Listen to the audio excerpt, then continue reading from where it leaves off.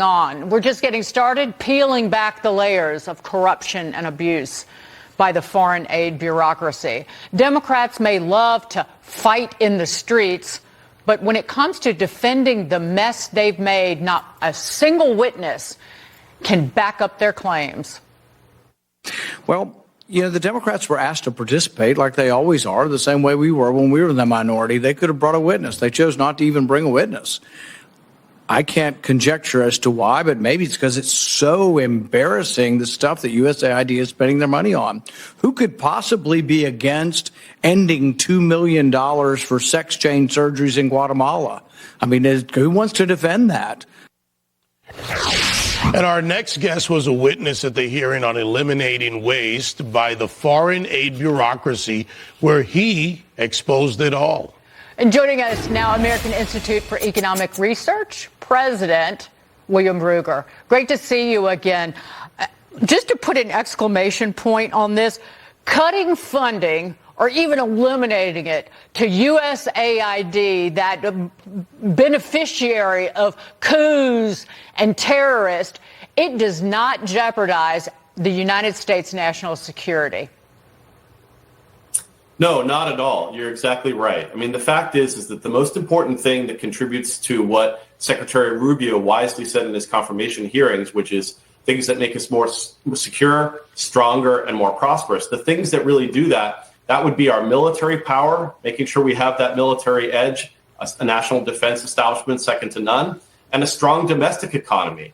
And so when J.D. Vance talked about the challenges from within in Europe, we also have to think about the challenges from within here. We need to make sure that our economy is humming so that we have a flourishing society here at home and not have those types of foreign aid programs that are actually wasteful or that amount to a progressive agenda and that undermine our interests abroad. Here's my thing. How do we get this clawed back? What's possible? Is this gone, some of it? Will we never get some of it back? Because it's still out there, whether it's partially disbursed or not. Yeah, I mean, there's been this type of spending for a long time, and it's time to stop this. And that's one of the reasons why I think that what President Trump and what Elon Musk are doing, I think these things are wonderful, all right? They're trying to protect the American taxpayer from not just wasteful spending, but spending that was purposely designed as part of a progressive plan to spread this ideology globally and in the United States. I mean, you see, a couple of $1 million to Serbia to promote DEI. You see spending millions of dollars to advance the LGBTQ agenda in places like Guatemala, in places like Jamaica, right? These are the types of things that are purposely done to advance an ideology, and it's not an ideology that most Americans share. So it needs to end, and I think the president is rightfully opening the doors to rethinking how we do our foreign aid. Yeah, the people in Guatemala should hate us. $2 million for sex changes, $14 million in Tanzania for gender equality, for climate change. I'd want us to butt out too. But we want to get your reaction to former Obama aide Tommy Vitor defending USAID's role in fighting against the threat of China. Listen to this.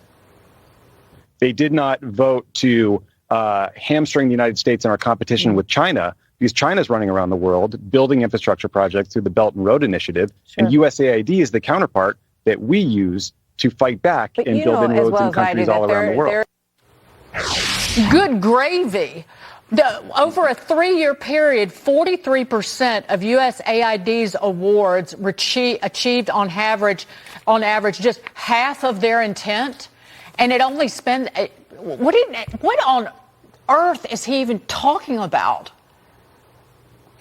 Yeah, I mean, one thing we have to be really careful about is assuming that just because the Chinese are doing something in the developing world, that it actually makes sense. A lot of the spending that we do on foreign aid is actually problematic, right? It doesn't necessarily advance economic development in these places. It oftentimes, it backfires, right?